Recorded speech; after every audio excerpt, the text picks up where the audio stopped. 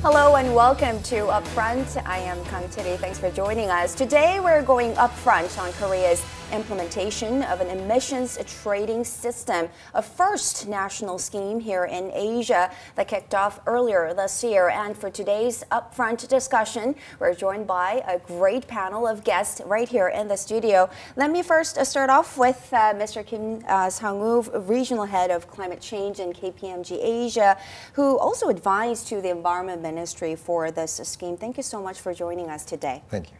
And Professor Jong-min from Hongik University, who is an expert on this area. Thank you so much for joining us as well. Thanks for having me. And definitely not a first-timer on our program, Professor Jun-sok from Catholic University of Korea. Welcome to the show. Happy to be here. Thank you so much. Now, before we get started, take a look at this next report to find out more about emissions trading system and the controversy surrounding the scheme.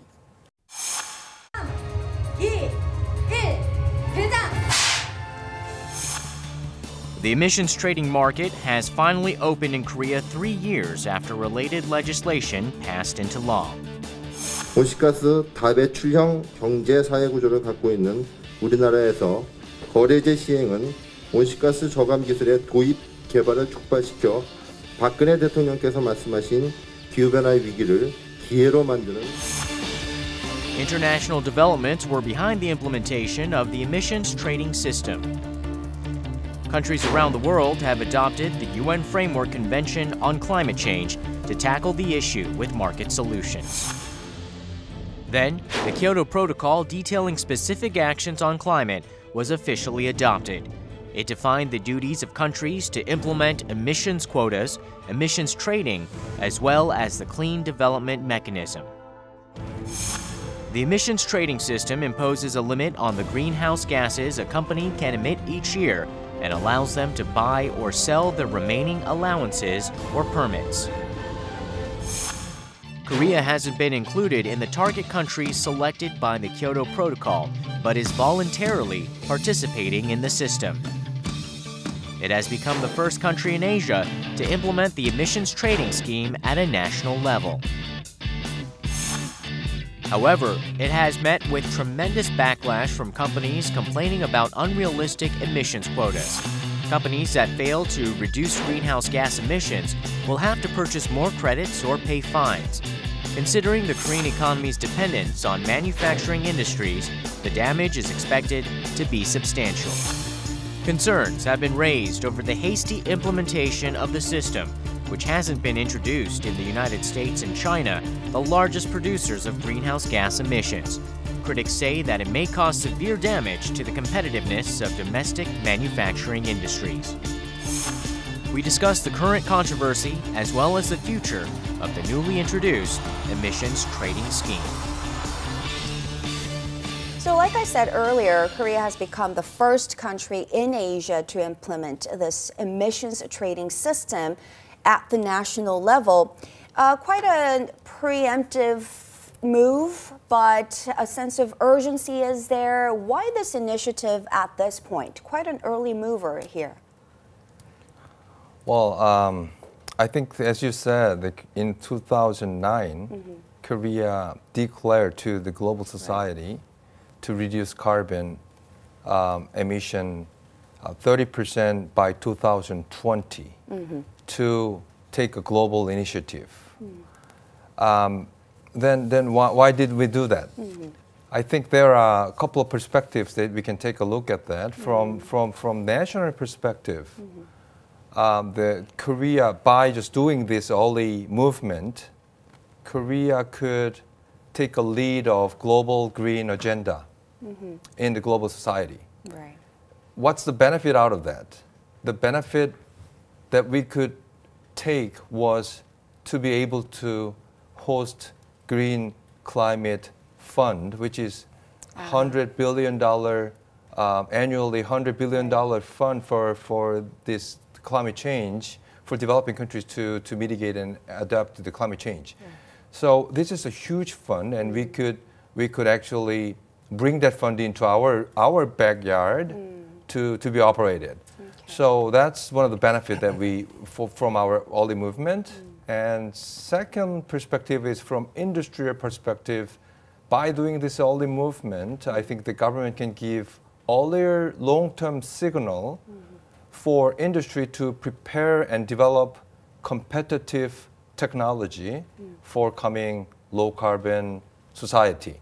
A couple of examples for that. Couple of days ago, I think you already heard from the news that Hyundai Motor decided to invest in the hydrogen fuel cell car. That's the preparation. And back in 2012, there's another example of Hanwha Group who acquired the global #1 solar production company called Qcell. So these are all the preparation by this early movement and signal. All right. Anything to add here? Certainly there was a green agenda with the previous administration. Yeah, I think when we were negotiating for the Kyoto Protocol before the Lee administration, we were actually very passive. We didn't do much to actively lead carbon reduction. In fact, we did a lot to try to get away from it. But when the Lee administration took charge, they decided that green policies would be one of their major goals. So we've been ahead of the curve since then. I think also another point which may be interesting is that this emission exchange is being set in Busan. And I'm wondering whether they're trying to use that as sort of to build up the financial hub in Busan. So that if this ever becomes internationalized, then we may have an advantage there. I mean, the Park administration has been trying to get ahead of the curve and trying to get these high value-added markets in. So that may be one of the long-term goals. So there was certainly that political agenda coming in and for the previous administration and that quite a long-term goal there. So, I mean, this is a first step in terms of its efforts, Korea's efforts in reducing greenhouse gas emissions. Now, it is certainly one of the global challenges that the whole world community is talking about, right? Yes. And then also, on top of the other reasons, Korea is also a 10th largest, the biggest energy importers in the world. And also, that makes Korea very vulnerable to the price changes in the energy. And this kind of fossil fuel dependency can make the Korea very risky on from the international market shock. So that can be another one of the reasons that we want to run the emission trading scheme, and then by doing that we can decrease our dependency from the fossil fuels like natural gas and coals and crude oil, things like that. And then emission trading itself, by running it, we can increase our new industries such as renewable energy sector or things like that. So yeah, that can be one of things we need to be careful when we run this kind of things. So all good stuff. So it's a great system that we got going on. But why the controversy? So let's talk about one by one. So let's look at the global perspective here. Number 1 and number 2 greenhouse gas emitters, China and the U.S. But they don't have this system, at least at the national level. I mean, I think they do it in certain states or certain cities. I mean, they didn't go for this trading scheme even after they promised back in November last year, I believe, at the APEC summit. Yes, we're going to cut down by certain percentage points. But they don't have this trading scheme. Why is that? Part of the reason is that there's a lot of domestic resistance by Americans. One is cultural, the other is political. The political reason is that the Republicans have taken a stand against this type of trading, even though it is market consistent. And when they tried sulfur trading in the 1990s, it was started by President Bush, who was a Republican. But right now, the Republicans taking the opposite stance against emission policy. Also, the cultural reason is that I think America's culture is based on a lot of carbon emission. I mean, they like to live in the suburbs, and without automobiles, it's impossible to maintain that suburban lifestyle. So I think there's a lot of consumer public resistance against any type of scheme which may raise their fuel costs. So I think that's a double problem that they have in the United States. In China, the problem is they have a large emission because they have such a large population. But on per capita basis, they're lower than even Korea. And I think a lot of Chinese are fearful that if they cap the carbon emissions, they're sort of limiting their future economic growth, the ability to raise the living standards of the ordinary Chinese. And anything? Professor Yang has pointed out the right point, and also beyond the national issue, also some regional issue also can be raised on this in the United States. In the United States, that kind of a resistance from is different from state by state. Right. And some states this really favors this kind of emission trading scheme, and that's why some California or some northeast regions is already running an emission trading scheme at this time. But many states, many congressmen in 2011, many congressmen from the state that's running a carbon-intensive industry really opposed this kind of scheme at that time. That's why this bill was rejected from the Congress. And in the case of China, it's pretty natural for them to deny this kind of a regulation because, see, all this contamination or climate change issues was caused by developed countries already for decades. And why should I be responsible and why should I share these burdens at this time? It's pretty natural for them. In the perspective of China, we have much more growth to pursue from here on. So okay, for them, there's a long way to go to develop. And trust me, there is a certain level of resistance here in Korea, which we're going to talk about. But first, let's take a moment here to hear from former Environment Minister Jung-sok about the measures needed to better implement this trading scheme. Take a look. 배출권을 이양한다든지 In order to alleviate difficulties faced by industries, the government has allowed the transfer and borrowing of emission rights. And the government is also preparing policies such as various tax benefits to companies. Of course, it is natural for companies to feel pressure in the short term as they have to reduce their carbon emissions. However, I think the emissions trading system can contribute to strengthening the competitiveness of companies in the long term. We have been discussing the free allocation of emission permits since 2012. It has been decided that the government will allocate emission permits for free to all 525 target companies in the first stage of emissions trading from 2015 to 2017. Free allocation does not mean lower reduction of greenhouse gases. What's more important is the total amount of emissions. The Ministry of Environment has allocated emission permits reasonably, considering the capacities of companies and the nation's reduction goal.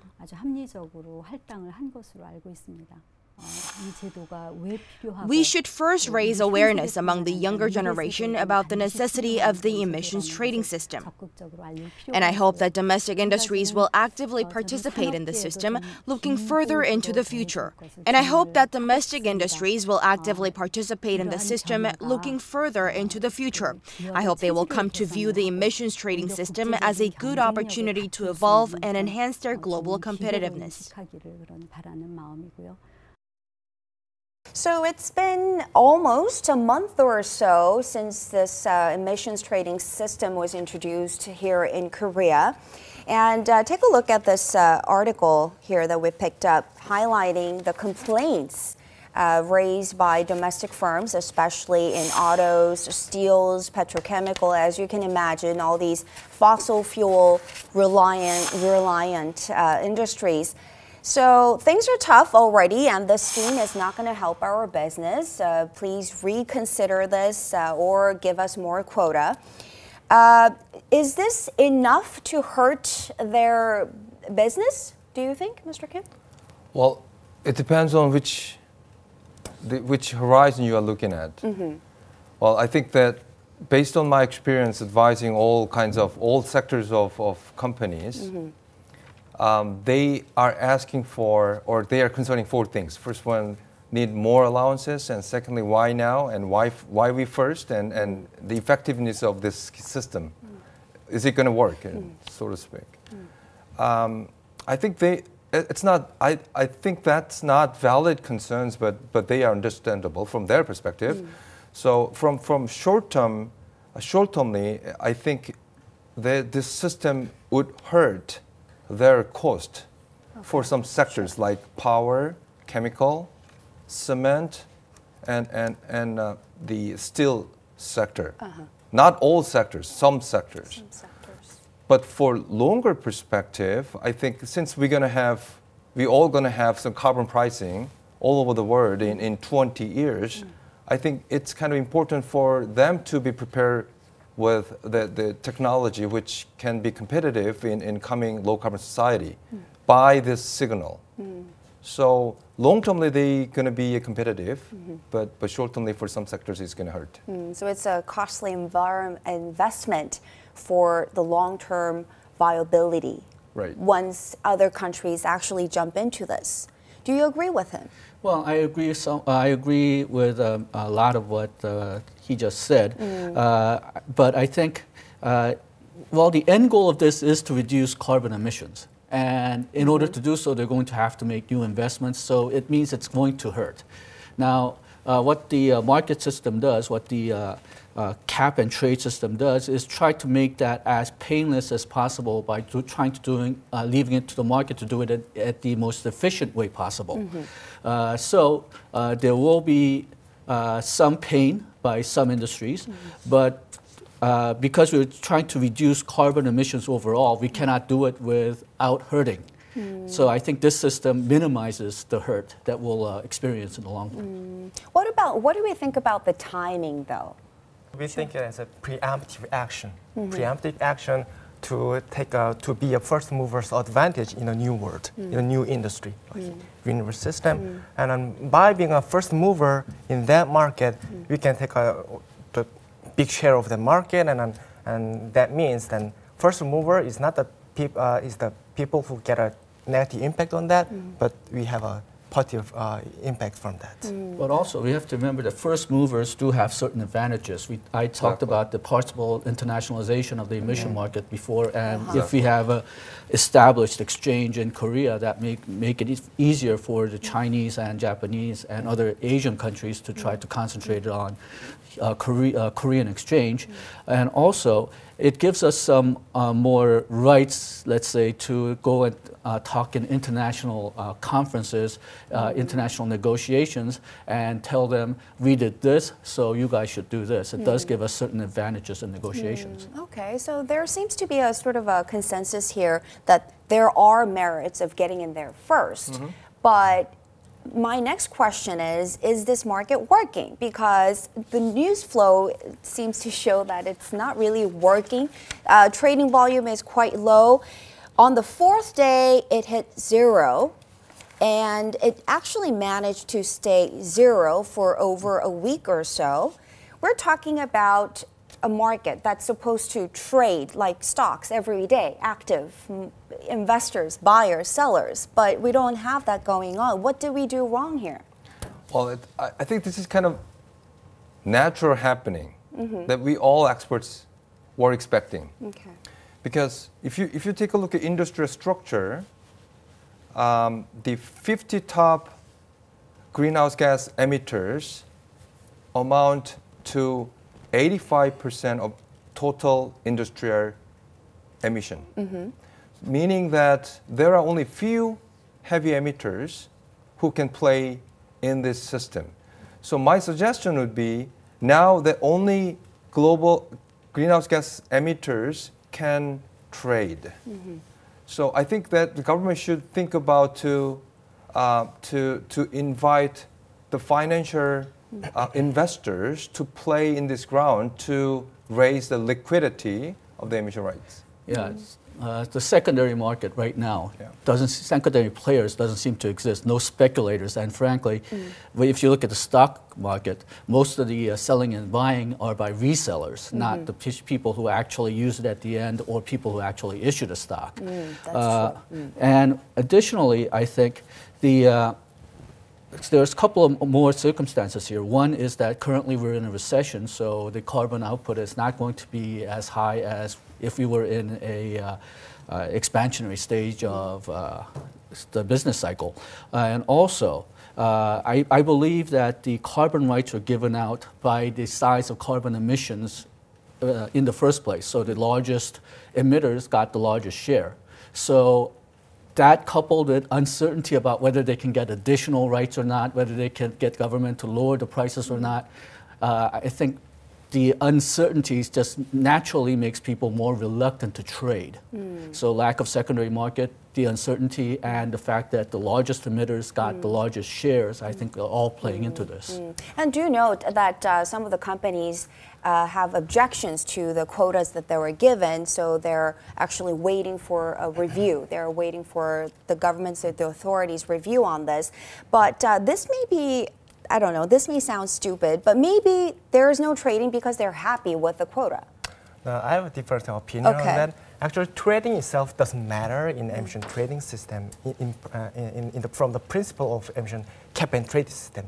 Cap and trade system is to help to companies to reduce greenhouse gas emission. It's not to help them to trading itself. Okay. So, if you really care about to help financial intermediaries to make money by trading, yes, trading volume should be big. But cap and trade system itself just will help the company will to reduce the greenhouse gas emission. And if they don't have enough of that, enough of the credit, then they should buy the credit, or someone should sell the credit. And so my point is that trading itself would be the subsidiary purpose of this system itself. And also, the government is also one of the reasons that lowered the trading volume. Government has kind of announced that desirable price level. I don't know whether it is the price ceiling or desirable price level. They announced that 10,000 won as a desirable price level, and many companies think that this price level is too low. So many companies don't want to sell this credit in the market at this time because government may intervene in the market if they think that credit itself is too overvalued. So government should kind of keep their pace and don't intervene in the market. Okay, all right. Mr. Kim, what were some of the ideas that you shared with the government on the introduction of this scheme? What were some of the thoughts that were reflected or not reflected or tossed around, didn't get picked up? Well, I was asking government to allow more offset system. The offset is for Korean companies. You know, they have a hard time to reduce greenhouse gas emission within their boundary of factory. Okay. Because they already did a lot of energy efficient work and they put a lot of efforts to reduce the greenhouse gas emissions already.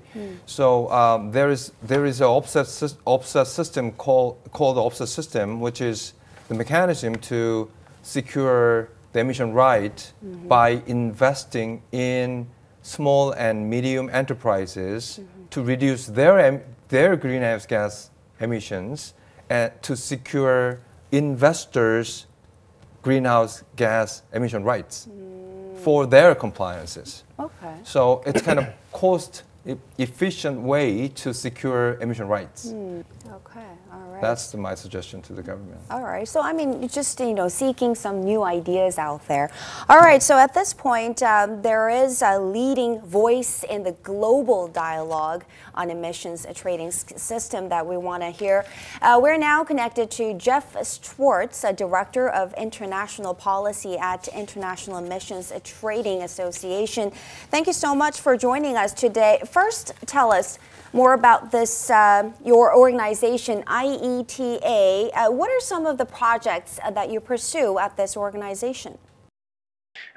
We, as a group of companies, are working to develop an emissions trading regime worldwide that results in real and verifiable greenhouse gas emissions reductions while balancing economic efficiency and environmental integrity. So our work is around the world. We operate in the EU, where there is a global carbon market. We operate in California, where a carbon market has been in place since 2012.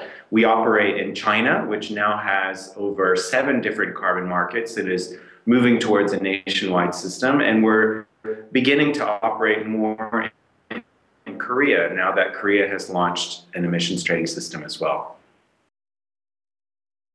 So Korea being the first country in Asia to implement this scheme, what's your take on this? So any advice? What I'm encouraged by in Korea is that the Korean ETS has closely followed the development of the European Union ETS, which is the largest example of an emissions trading system to date. And I think it's very smart for Korean officials to design their system so that they take the best from what's been achieved in Europe and learn from that, so they have an even smarter and more functional carbon market. Then do you think the emissions trading scheme has competitiveness to grow as a viable market down the road? Markets are critical for price discovery, whether we're talking about a carbon market or we're talking about the market for oil and gas or other types of commodities.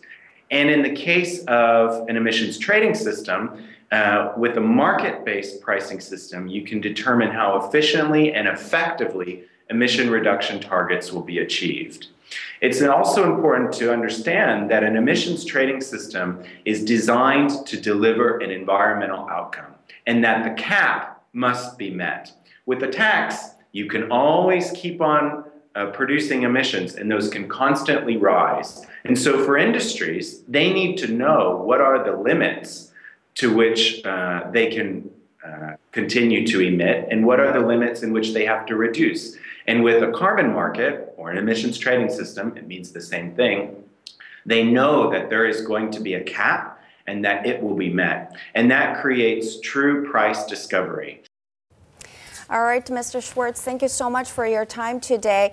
So Mr. Schwartz was talking about what you were telling us earlier in the program, that yes, the goal here is to limit this carbon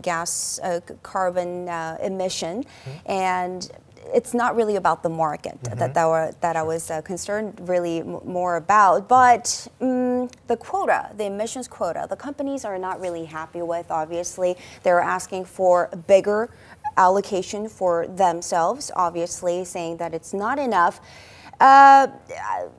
We need some more getting used to this, to all this, or do we want to sort of stay firm on this and move on? I think that now I don't think that the allowances are over allocated. Okay. I think they allocated, which the companies need more allowances. They feel some insufficiency of allowances. But the question is, would that allowance be enough to meet the national reduction target? I think that's we are not putting enough pressure to meet national reduction target. I think that's the problem. So as we start this emission trading scheme for the first time, I think this is a good way to adjust to the system from governmental perspective, regulators' perspective, and the company's perspective. And as we go, we have a better consensus instead of just making the perfect consensus prior to the implementation, which is impossible, I think, for both parties. So are you... Economic theory-wise, this is a very interesting phenomenon because beforehand, people could just dump their pollution for free, but now that right to dump pollution has a price. That means if you have a lot of it, potentially you have an asset. So some of these companies may be asking for more allocations because they actually need it. Others may be seeking to sell it later on. So this does give them an incentive to cry that we need more allocation. Now, this is a theoretical argument, but still, it's something that should be looked at.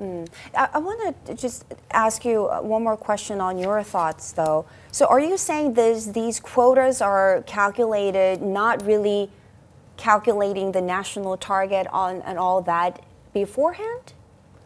No, it is. I think the government, of course, when they allocate these allowances, they consider national target attainment. But in reality, and also that's up to 2020. Now all allocations are up to 2017.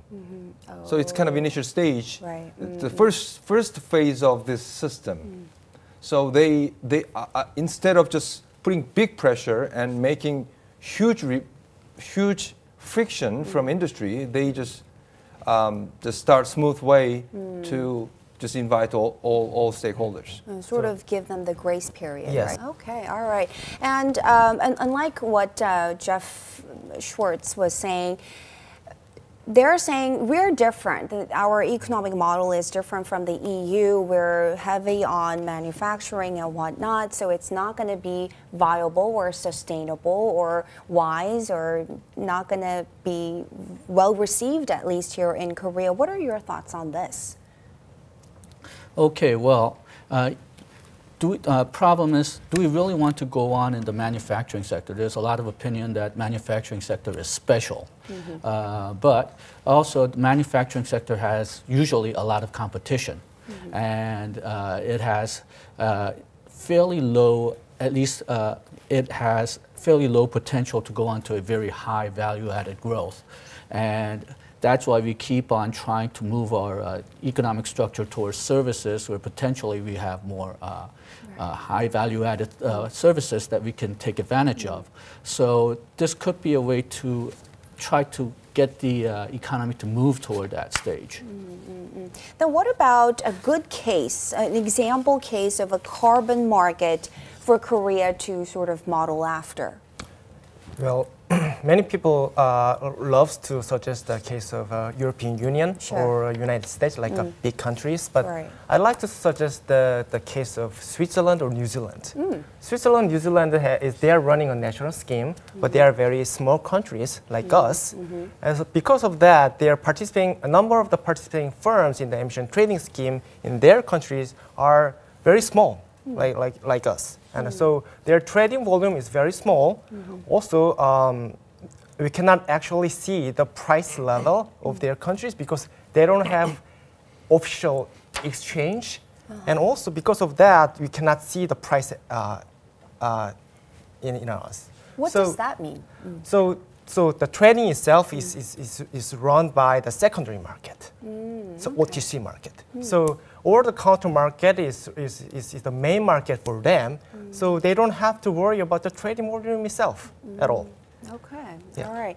Now, to hear more about the European case that you don't really recommend for Korea to model after, let's talk more about the European model of an emissions trading scheme. And joining us is Michelle Hubert, Head of Energy and Climate Change at Confederation of British Industry, also known as CBI. Thank you so much for joining us today. First, can you explain to us how this European version of emissions trading scheme came about and is going to shape up at this stage? So the EU emissions trading system has three core benefits. Firstly, it locks in emissions reductions. Secondly, it's able to drive emissions cuts in the lowest cost way across the economy. And finally, it's able to provide a long-term signal for companies that are looking to make low-carbon investments. So it's functioning correctly and implemented in a way that works for all sectors of the economy. The ETS should mean that an economy is able to reduce emissions and grow at the same time. And what efforts have been made for the stable implementation of this trading scheme in Europe? Yeah, so I think the first point to mention is probably that I wouldn't suggest that the system itself is unstable. I would suggest more that it is not currently responsive to economic development. So when we had the recession in 2008, that obviously resulted in lower production and lower demand for carbon permits, which meant that there was a large surplus of allowances, so a surplus of around 2 billion allowances. So there's currently a piece of legislation going through the European Parliament to address this, and it's the introduction of a market stability reserve, and that's intended to ensure that the scheme is more responsive to future economic developments, and thus avoiding surplus allowances in the future. And do you think that the ability to cut down on its fossil fuel dependency will actually become, or has already become, a key component of a company's or business's competitiveness in this day and age? I think that reducing emissions through policies that are well designed and well implemented can support economic growth and competitiveness. I think there are huge opportunities for businesses out there. So, for example, there's a low carbon market, a global low carbon market of around $3 trillion. So many opportunities for different types of businesses right across the economy. So those on the low carbon end of things, but also those energy intensive industries that make cement and steel that go into offshore wind turbines, those kinds of things. But I think we all need to ensure that we're moving in the same direction. So it's great that the EU has its own emissions trading system and that Korea now has its emission trading system. But we all need to move in the same direction. So the ideal scenario is that we get a global climate deal in Paris at the end of this year. All right, thank you so much, Michelle Hubert there from the CBI. Thank you so much for your thoughts and time for us today. Now, let's continue talking about this emissions trading system and, of course, how to successfully implement this system here in Korea. And apart from just buying credits and trading carbon on this market that we're talking about, one of the silver lining or the hopeful signs that we can pick up lie in the fact that Korea is the world's first country apparently to introduce a low carbon product certification system. I wonder what kind of weight that you all give to this story. Just like its name suggests, this system actually certifies products legally made with low carbon emissions. So basically the idea is to foster green technology, innovation. This can work, I mean, apart from the trading system that we've got going on. Yeah, I think we have to think this system a little bit separately with emission trading scheme. Sure. So the low carbon the product certification system would not really affect emission trading scheme, but partially this emission trading scheme can facilitate a little bit of low carbon product certification system because now the companies have a little bit more rigorous need to reduce carbon to make a product. So they would have more products to be certified than before. So this emission trading scheme maybe partially it can naturally encourage this kind of efforts. Right. What do you think? Okay, well, I think it depends a lot on auditing. I think a lot of these regulatory type of efforts look at production methods and not necessarily carbon output. If this scheme is designed that way, then it may actually hinder more efficient carbon utilization in the future. So we need to take a look at that. Also, this type of certification scheme is only as good as its auditing and reputation.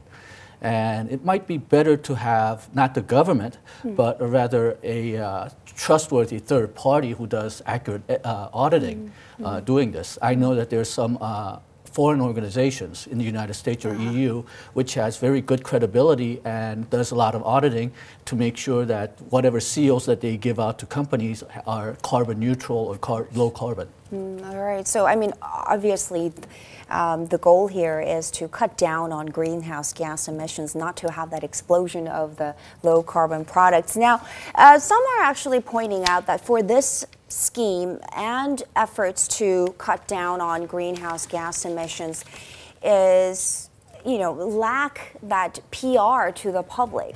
Not a lot of people know about this unless we really pay attention or you're in the news or you advise to the government for this system. So for us to really create this opportunity for a lot of companies and for the public to accept this, do we need to do more on the government or from the academic circle? What do we do? So yeah, basically in carbon market, there are two kinds of market in here. One is the credits that allocated from the government, and the other market is the credit that's generated from the civil sector. So Cherry, if you stop breathing and stop emitting the carbon dioxide into the atmosphere, if government can verify your savings of carbon dioxide, then they will give you a credit. Yay. And if the price is really high, then you can sell the credit at a high price. So that kind of business opportunity can give us make us more aware of that the opportunity and about the cap and trade system itself. I think it's going to be a little bit similar context. I think to have a better the PR strategy, we have to sort of differentiate the target, like industry or public. It's a different target. For industry, we really have to show them success story instead of just proceeding, asking them to save the planet. Right. So one of the story that we can share is like, for example, Tesla's stock price. In 2012, the Tesla, which is the electric car maker, their stock price is $20 per share. But in 2013, in 1 year, their stock price was $200, just 10 times. I think that could give the business leaders have some impression. And the other target, which is the public, I think timing really matters. I think it's very important to educate or communicate the importance of this climate change and greenhouse gas emission reduction in the middle of extreme weather event. So that when the public are feeling the damage of the climate change, I think that's the best time that we can communicate. There needs to be a crisis to get the message out. But also, one thing I want to emphasize is a lot of people, I think, are distrustful about cap and trade. They don't like the market system, using the market system to reduce trade. They prefer direct regulation, direct command and control, or taxes. And I think there's a lot of evidence that the cap and trade actually works very well. Not necessarily in carbon, but when the United States used this type of cap and trade for the sulfur emissions to reduce acid rain, for about 20 years it worked very well. It actually somewhat failed around 2012, but not because of economic reasons, but because of political reasons. So I think, at least from an economist's point of view, I would like to emphasize that the market mechanism in this case works as long as the politics behind the cap works. If the cap is set correctly, then the market mechanism is the best way to go about it with the least pain. All right. Now let's hear about the Korean government's standpoint of view on this topic. Today, our team sat down with Mr. Lee Seung-hoon, chairman of Committee on Green Growth. Take a listen. Once the emissions trading system is implemented, the market price will be determined. So if we develop a new technology that can lower the cost of emission permits, it will generate a huge profit. Therefore, companies should prioritize the development of technology to reduce greenhouse gas emissions. The biggest goal in promoting green growth will be developing and expanding green technologies. Thus, maximizing growth while keeping emissions within limits is the emissions trading system in a nutshell. This is how the emissions trading system, when successfully implemented, will contribute to green growth. Currently, many small and medium-sized businesses can't participate in the emissions trading system. Eventually, the system should be supplemented to give all citizens emissions quotas and allow them to trade their emission permits. This is the best way to achieve green growth. To sum up, developing green technologies and supplementing the emissions trading system in order to industrialize these technologies is the way to go. All right, so scheduled for this December, we have the UN Climate Change Conference in Paris, and that will be sort of the venue where global leaders meet, sit down together and talk about where to go from here on. What can we expect from this dialogue? I think the first thing is we're going to have the general agreement among the 190 parties to reduce greenhouse gas by 2030 or something. But detailed action plan cannot be made by end of this year, but the detailed plan will follow. So frame will be set up this year, and action plan will follow. But the important thing is, still, even though we have general agreement only, that could give a meaningful signal to global society or global jurisdictions to have their own policy like emission trading scheme to reduce their carbon. What do you think? Anything to watch for this time? Well, I'm a bit more pessimistic than that. I think this probably will end up as another Kyoto because everybody has an incentive to reduce global emissions.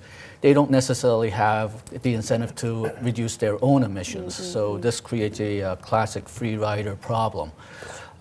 So I think we'll have a nice big target, but no concrete target. And I think there needs to be a more education, more grassroots movement before we actually get a lot of details. That means a lot. What do we need? I mean, obviously the national interest needs to be there. What do we need to get that detailed action plan or motivate these countries and companies to cut down on their own carbon emission level? Well, because national interest is really critical for each country. So, well, I cannot say I'm not really optimistic or pessimistic on the negotiation itself. But the one thing I really pointed out is that negotiation itself is still on the process. So many people think that, oh, all the past the international meeting was not really successful. So no one but Korea is taking care of the climate change issue. But actually, many countries is still on a negotiation itself. And if the meeting is made and decision is made in that Paris meeting, then I'm pretty sure that the restriction and the regulation itself is much stricter than we can expect it. All right. So we've had a good run so far talking about Korea's emissions trading scheme, and I want to get your final thoughts on this topic. And maybe I want to start off with you, Professor Yang. Okay. Well, I think reducing carbon emissions is something that's definitely necessary.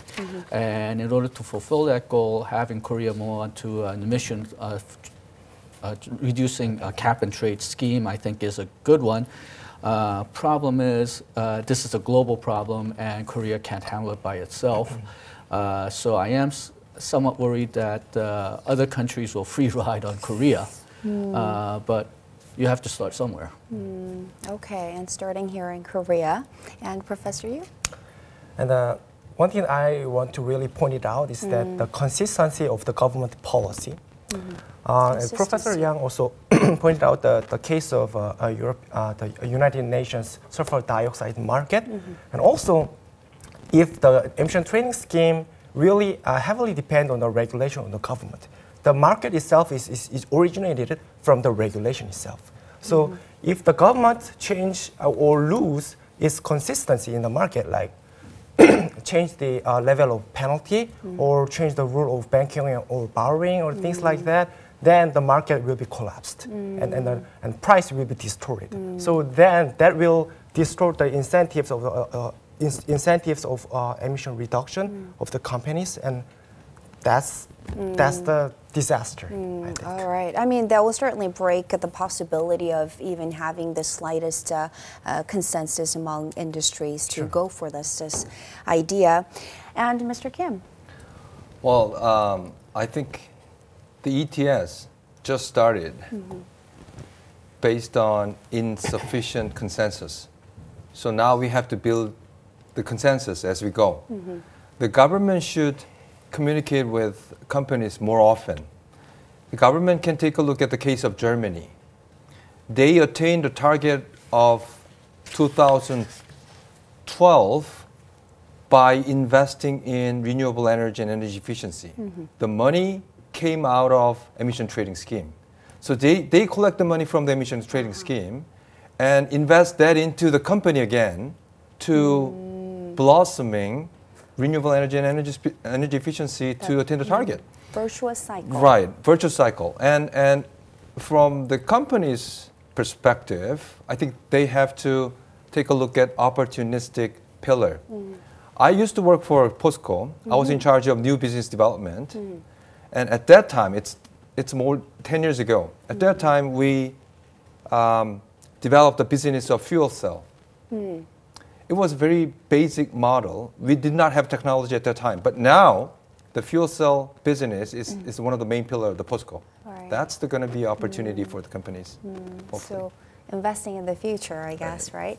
All right, thank you so much, all three of you, for coming in today and sharing your insights with us. And thank you for our viewers for watching our program as well. And I promise to stay tuned to Upfront throughout this week. Until next time, thank you.